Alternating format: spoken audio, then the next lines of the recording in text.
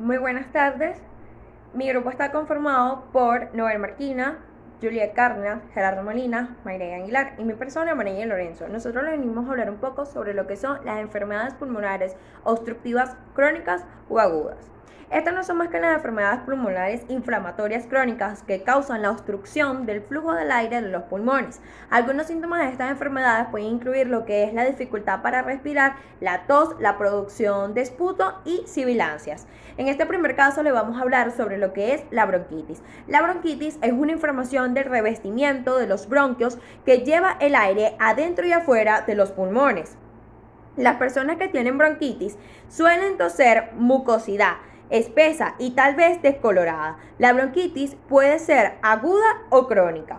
Tenemos también lo que es en este caso vamos a definir lo que es la bronquitis aguda, que no es más que aquella frecuente y a menudo que se produce a partir de un resfriado u otra infección respiratoria.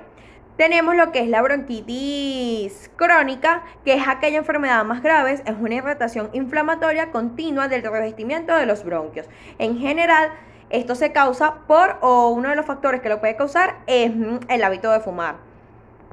Tenemos lo que es esta bronquitis crónica se define únicamente de manera clínica como la presencia de tos en años consecutivos, constante, que puede ser la producción de esputo durante mínimo 3 meses o hasta 2 años puede durar esta bronquitis. Sin ninguna otra causa identificable. Este cuadro tan frecuente está en ya anteriormente dicho, estos casos son mayormente consecuentes en las personas que tienen el mal hábito o un vicio continuo, como es el tabaquismo o el fumador nato. Como tenemos en claro, la bronquitis no es más que una inflamación del revestimiento de los bronquios que lleva el aire hacia adentro o fuera de los pulmones. Las personas que tienen bronquitis suelen toser con mucosidad espesa y tal vez decolorada. La bronquitis puede ser aguda o crónica. La bronquitis aguda no es más que aquella frecuente a menudo que se produce a partir de que sufrimos algún resfriado común o por alguna otra infección. La bronquitis crónica se define únicamente de manera clínica como la presencia de tos constante, de producción de esputo. Esta puede durar meses o incluso años. Es consecutivo y además se causa por diferentes factores. Los agentes causales de la bronquitis tenemos agentes causales como virus y bacterias. La bronquitis puede ser causada por los patógenos contagiosos. En casi la mitad de los casos, la bronquitis se identifica como un patógeno bacteriano o vírico. Entre los virus típicos se encuentran lo que son el virus sincicial respiratorio, el rinovirus, el virus de la influenza, entre otros. El germen más común aislado fue lo que fue en la parte de las bacterias el Staphylococcus pneumoniae en una parte del 163 de los casos, la Mozzarella catarrhalis y la Haemophilus influenzae. Tenemos los factores predisponentes en los casos de la bronquitis, lo que es el humo del cigarrillo. Las personas que fuman y viven en contraste de este vicio pueden llegar a presentar lo que es una bronquitis aguda y una bronquitis crónica. La baja resistencia puede ser un resultado de otra enfermedad aguda como un resfriado o un trastorno crónico que puede comprometer a la persona a contraer bronquitis. Una exposición a los agentes irritables en el lugar del trabajo, el riesgo de que otra persona lo contenga también lo podemos contener. El reflujo gástrico, los episodios recurrentes de ardor, estómago, pueden causar que esta persona se vuelva un poco susceptible al virus o a la bacteria. Los aspectos morfofisiopatológicos debemos de tener en cuenta que los bronquios se encuentran llenos de esputo. El factor primordial o desencadenante de la génesis de una bronquitis crónica es cuando aparece una irritación mantenida por la inhalación de las sustancias como es el humo del tabaco en algunos pacientes, el polvo de los cereales o del algodón. Su primer riesgo es la hipersecreción del esputo en las grandes vías respiratorias vinculada en la hipertrofia de las glándulas submucosas. en la tráquea y en los bronquios. Aunque la hipersecreción de moco en las grandes vías respiratorias es el origen de la hiperproducción del esputo, este puede llegar a causar lo que son alteraciones acompañantes en las pequeñas vías respiratorias del pulmón, como son los bronquiolos pequeños y los bronquiolos como tal, el cuyo diámetro es de 2 a 3 milímetros. Puede ser el responsable de las manifestaciones tempranas de la oclusión patológica de las vías respiratorias, provistas en una importancia funcional de lo que es las vías respiratorias. Los hallazgos clínicos de la bronquitis debemos tener en cuenta que el paciente lo vamos a notar con una tos persistente productiva, una disnea de esfuerzo que puede ser tardía o ligera. Se puede presentar inmediatamente presentar la patología o ya cuando la patología o la bacteria esté inoculada en el cuerpo como tal. Podemos tener la insuficiencia, las infecciones frecuentes, insuficiencia respiratoria. También nos vamos a basar en lo que es una radiología de tórax, una radiografía de tórax, donde vamos a encontrar lo que son los vasos dilatados y un corazón grande. Además de esto, ver los clínicos o los laboratorios para comparar lo que es la parte de la bacteria y los virus de la enfermedad. Produce pérdida de la elasticidad elástica y del tabique alveolar y de las vías aéreas, con aumento de la tendencia a un colapso de la vía. Produce una hiperinflamación pulmonar, que esto limita el aire y la liberación del mismo, lo atrapa. Esto hace un agrandamiento de los alvéolos y de las vías aéreas permanente en sus espacios terminales de los bronquios, de la pared alveolar y de los capilares, permitiendo así fibrosis, una efisematosis o una bullosidad. Viene la palabra griego efisema, que se define por que es soplar el aire. Esta tiene una terminología de signos y síntomas, donde los síntomas va a ser característico la disnea y los síntomas característicos va a ser la incapacidad de las actividades naturales o diarias del paciente. Presenta una etiopatología de características de factores exógenos y endógenos. Los factores exógenos, como el humo del tabaco, donde se presenta que el humo tiene más de 50 sustancias carcinógenas y 12 sustancias de gases tóxicos liberadas por él, dado por la progresión del mismo por parte del paciente por años, que se encuentra en 40 años aproximadamente. Está asociado a las poluciones del ambiente, el sitio laboral y entre otras. También están los factores endógenos, donde se considera la hiperinflamación, la obstrucción específica bronquiolar. Se considera que estos factores también están el carácter de la hormona alfa-1 antitríxica, ¿no?, que se va a explicar en fisiopatología. También se encuentran los factores predisponentes, donde van a ser factores modificables del hábito al fumar, la polución ambiental, la hiperactividad bronquial, el estado nutricional. Están los factores no modificables como la edad, que se presentan mayores en hombres, el sexo, de la hormona alfa-1 antitríxica, ¿no?, que se va a explicar en fisiopatología. También se encuentran los factores predisponentes, donde van a ser factores modificables del hábito al fumar, la polución ambiental, la hiperactividad bronquial, el estado nutricional. Están los factores no modificables como la edad, que se presentan mayores en hombres, el sexo. Se presentan factores como el déficit de la 1A antitrixímica y la predisposición familiar, y la clasificación se caracteriza en clínica o anatómica, donde la clínica se va a considerar las efisemas bullosas, congénitas o adquiridas, las enfisemas obstructivas difusas, las enfisemas de carácter compensatorio, que va a ser unilateral o bilateral, y las anapatológicas, que van a ser de carácter centroaciliar, que son frecuentes por el lóbulo superior del pulmón. Se van a encontrar las parasectales, que son de carácter intenso, y se encuentra en las partes de los lóbulos distales. Se encuentran también las valolobulares, que son de progresión, se encuentran en los casos graves como las neumotoras. Están también las de carácter anapatológicos irregulares, que son de carácter de los pulmones.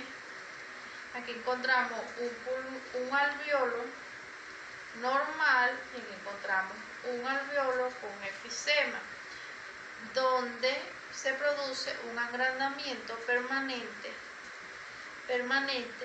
de los espacios alveolales distales de la pared alveolar. Fisiopatología. Como enfermedad pulmonar obstructiva, que es el proceso patogénico inicial, es un proceso inflamatorio que produce estrechamiento de las vías respiratorias y de los espacios respiratorios distales.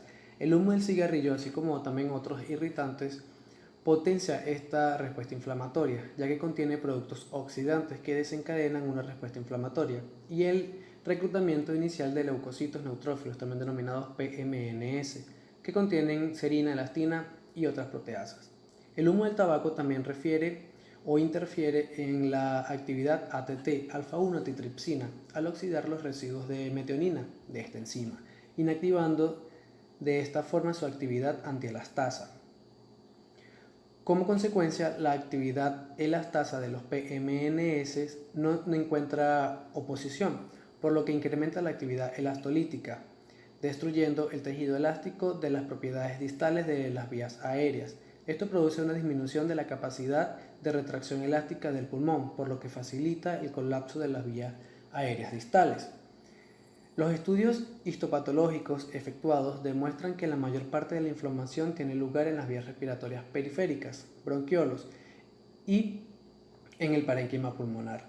Los bronquiolos están obstruidos por fibrosis y por infiltración de los macrófagos y leucocitos, fundamentalmente linfocitos T CD8 positivo. También existe un aumento de los neutrófilos por respuesta a una previa liberación de los mediadores de inflamación como citoquinas, quimiosinas, entre otros. Normalmente el 25% de la resistencia al flujo de aire en su paso por las vías respiratorias ocurren a nivel de los túbulos, que son de menor o igual a 3 milímetros, aumentándose al 80% en esas vías para los pacientes con enfisema, sumando a ello la disminución de la elasticidad pulmonar y destrucción de las paredes alveolares que producen el cierre prematuro de las vías aéreas distales más periféricas. Durante la inspiración, el aire vence la resistencia producida por el moco secretado por una sobreestimulación de las células caliciformes, pero el aire queda atrapado en el alveolo sin poder vencer la obstrucción del moco durante la inspiración. Esto crea grandes espacios bullosos característicos del enfisema. En cuanto a signos y síntomas, la mayor parte de estos pacientes de enfisema son mayores de 40 años, con prolongación o con una prolongada historia de disnea al esfuerzo y tos no productiva. Estos pacientes presentan frecuentemente pérdida de peso debido a la utilización de los músculos accesorios para respirar, mientras que los individuos sanos únicamente utilizan el diafragma para producir movimientos ventilatorios. El enfisema está caracterizado por pérdida de la elasticidad pulmonar, destrucción de las estructuras que soportan el alveolo, destrucción de las capilares que suministran sangre al alveolo. El resultado de todo ello es el colapso de las pequeñas vías durante la respiración, conduciendo a una obstrucción respiratoria y la retracción del aire en los pulmones. Todo ello dan como resultado síntomas de disnea inicialmente al esfuerzo, aunque puede hacerse evolutiva, pudiendo llegar a tener también disnea durante el reposo. Pérdida de peso, ansiedad, edema y fatiga suelen acompañar muchos casos. La tos y la sibilancia son mucho menos frecuentes que en la bronquitis crónica. Los hallazgos clínicos. En pacientes con enfisema, los hallazgos característicos son taquipnea, una fase respiratoria disminuida debido a la retención de volúmenes de aire, tórax en posición inspiratoria, también denominado tórax en tonel, uso de los músculos accesorios de la respiración, sobre todo el esternocleidomastoideo, y respiración con labios fruncidos, soplando. En cuanto a lo radiológico, presentan pulmones inflamados, un diafragma deprimido y un aumento del diámetro anteroposterior, también denominado tórax en tonel. Como presenta una tasa elevada y un volumen inicial mayor, pueden mantener una saturación de hemoglobina en valores normales. Por ello, generalmente no están cianóticos, refiriéndose a ellos como sopladores rosados, en contraposición con pacientes con bronquitis crónica evolucionada que presentan frecuentemente cianosis, a los cuales se les denomina como abotagados azules. En contraste con los pacientes con bronquitis crónica, los pacientes con enfisema tienen menor riesgo de infecciones y menor riesgo de cor pulmonar, también denominado insuficiencia cardíaca derecha. Bronquial. Esta es una enfermedad crónica que provoca que las vías respiratorias de los pulmones se hinchen y se estrechen. Esto hace que se presente una dificultad para respirar como sibilancia, falta de aliento, opresión en el pecho y tos. El asma bronquial se caracteriza por una obstrucción reversible y ocasional de lo que sería la vía aérea, que si no se trata adecuadamente puede llevar a una obstrucción permanente y se asocia frecuentemente con otras patologías. ¿Cuáles son los agentes causales de esta patología? Se sabe que en algunas personas son sensibles a algunas sustancias que inhalan. Estas se llaman alérgenos o desencadenantes. Es así porque a concentraciones muy bajas, estas producen una gran respuesta en lo que son los bronquios, cerrándolos, cuando hay una hiperreactividad. Los desencadenantes pueden ser ácaros del polvo, pólenes, pelos de animales, componentes del aire, como lo son el humo del tabaco o también del ambiente, infecciones respiratorias, pero también exposiciones al frío, emociones fuertes y el ejercicio. Entre las infecciones respiratorias pueden ser como un resfriado. Esto puede causar un asma, ciertos medicamentos, incluidos los betabloqueadores, las aspirinas y los medicamentos antiinflamatorios no esteroides, como el ibuprofeno y el naproxeno sódico. ¿Cuáles serían los factores predisponentes en los casos del asma bronquial?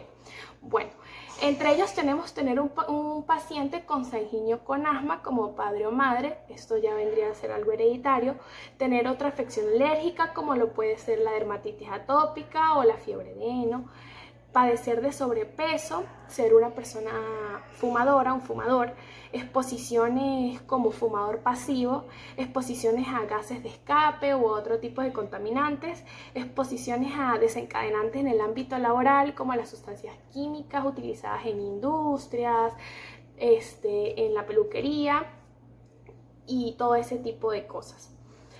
¿Cuál es la morfofisiopatología del asma bronquial? Bueno, el hecho fisiológico principal del aumento de la duración asmática es el estrechamiento que tienen las vías aéreas y la subsiguiente obstrucción al flujo aéreo, que de forma característica es reversible. Hay varios factores, son los que contribuyen al estrechamiento de lo que vendría siendo las vías aéreas en el asma, como por ejemplo la vasoconstricción. Esta de la musculatura lisa bronquial que ocurre en una respuesta a múltiples mediadores y neurotransmisores. Es en gran medida reversible mediante la acción de fármacos broncodilatadores. El edema de las vías aéreas debido al aumento de la extravasación microvascular en respuesta a los mediadores de la inflamación puede ser especialmente importante durante un episodio agudo del asma. El engrosamiento de las paredes de los bronquios, que esto ocurre por los cambios estructurales que denominamos remodelamiento, puede ser importante cuando la enfermedad es más grave y no regresa totalmente mediante el tratamiento habitual. Y también la hipersecreción mucosa, que ocasiona obstrucción de la luz bronquial debido al aumento de la secreción y exudados inflamatorios. Es difícil determinar en qué momento se origina el asma, dado que solo podemos detectarla por sus manifestaciones clínicas, y es muy probable que las alteraciones fisiopatológicas y la inflamación que posiblemente subyace se hayan ido desarrollando con antelación. Entre los hallazgos clínicos vamos a ver presente sonidos sibilantes que con frecuencia son referidos como pitos en el pecho, que deben ser confirmados por un profesional de la salud, disnea, que esto vendría siendo la dificultad que va a tener el paciente para respirar, tos en exceso y de predominios nocturnos al levantarse, sensación de presión torácica o de tirantes. Este síntoma es manifestado sobre todo en niños mayores o en adolescentes. El diagnóstico clínico se va a realizar ante crisis o episodios de sibilantes recurrentes, sobre todo si se han tenido una respuesta aceptable al tratamiento de los broncodilatadores, aunque la falta de respuesta no lo excluye. Se puede presentar tos con flema, tos crónica, durante el ejercicio, por la noche, tos intensa.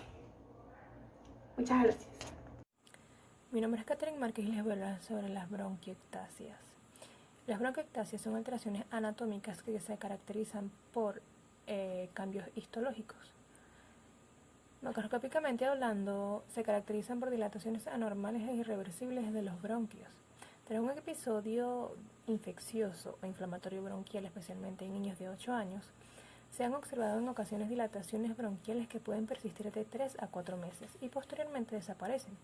Por lo tanto, el diagnóstico de bronquiectasias debe confirmarse pasados los 6 meses tras la resolución de la infección. Según la morfología de la dilatación bronquial puede ser homogénea, irregular o secular. Las bronquiectasias se clasifican como cilíndricas, varicosas o quísticas. Eso es un poco sobre la definición de lo que es esta patología. Cuando hablamos de la fisiopatología, decimos que la fisiopatología de las bronquiectasias no se entiende por completo, ya que decimos que la bronquiectasia es ocasionada o es el punto final común de un grupo heterogéneo de trastornos que predisponen a la inflamación crónica de las vías respiratorias. Debido a la inflamación en curso cambia la anatomía de las vías aéreas. Las bacterias patógenas a veces incluyen micobacterias que colonizan la vía aérea. Los organismos más comunes incluyen Haemophilus influenzae, Pseudomonas aeruginosa, Moralexa catarrhalis, Staphylococcus aureus, Streptococcus pneumoniae, flora mixta y micobacterias no tuberculosas. La etiopatogenia de la bronquiectasia. Se considera que la bronquiectasia, como ya se había mencionado antes, es el punto final común de diversos trastornos que causan inflamación crónica de las vías respiratorias. Estas pueden ser difusas y focales. Las difusas afectan muchas áreas de los pulmones y las focales afectan en una o dos áreas pulmonares. Gerardo Molina, dentro del cuadro clínico y diagnóstico de la bronquiectasia, tenemos 3 factores importantes al momento del diagnóstico, como en toda exploración, los cuales son la anamnesis, si hay síntomas y signos, y el examen físico y exploración. En cuanto a la anamnesis, es necesario ubicar si hay antecedentes de infecciones respiratorias de manera repetitiva, si hay antecedentes de fibrosis quística y si hay a su vez antecedentes de disnea ciliar. En cuanto a los síntomas y signos de esta afección, tenemos pacientes que son asintomáticos, pero también tenemos los que son sintomáticos, los cuales de manera frecuente presentan tos productiva mucopurulenta, hemóptisis, disnea, dolor pleurítico que puede ser algún indicador de complicación, tos seca, fatiga, mialgias, pérdida ponderal o ninguna de la presencia de estos síntomas. En el examen físico tenemos que ubicar si hay crepitaciones y sibilancias, en el cual es mucho más frecuente las crepitaciones, y si hay acropaquias o por su parte es normal el examen físico dentro de esta exploración. Dentro de la radiografía de tórax tenemos 2 factores, los cuales son de alta sospecha y baja sospecha, en el cual los de alta sospecha hay que ubicar si los bronquios se encuentran dilatados y engrosados como la línea de Trabia o sombras anulares. y si hay por su parte compromiso del lóbulo inferior. En el caso de los de bajo sospecha, puede ser que se encuentre la radiografía de manera normal y que haya ciertamente hallazgo de algunas cosas no consolidadas o inespecíficas. En el caso de alta sospecha, inicialmente hay que hacer el TACAR de tórax, el cual la iniciativa es confirmar el diagnóstico.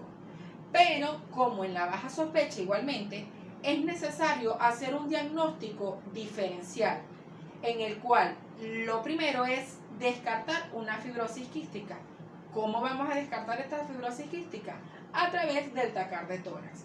Si se descarta la fibrosis quística, es procedente de que estamos en presencia de broncoectasia, pero más aún si se confirma la dilatación de las vías aéreas. Si al momento del TACAR de tórax no se confirma el diagnóstico, hay que hacer una espirometría obstructiva, en el cual si es positiva y hay antecedencias de tabaco, estamos en presencia y confirmamos el EPOC, en donde es necesario al momento de la broncoectasia siempre hacer el diagnóstico diferencial, descartar el EPOC, la fibrosis quística, a través de los diversos métodos como lo son la espirometría obstructiva para el EPOC y el TACAR de tórax para descartar la fibrosis quística. Gracias. Me gustó más este, Gerardo.